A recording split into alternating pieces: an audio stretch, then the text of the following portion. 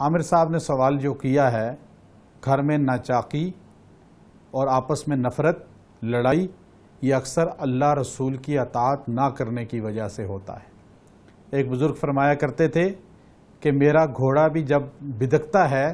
نافرمان ہوتا ہے، تو مجھے پتہ چل جاتا ہے کہ میں نے اللہ کی کون سے امر کی نافرمانی کی جس کی وجہ سے میرا گھوڑا میرا نافرمان ہو گیا۔ اولاد، بہن بھائی جب رشتے آپس میں لڑائی جھگڑوں میں تب مبتلا ہوتے ہیں جب اللہ رسول کی اطاعت میں کمی آ جائے،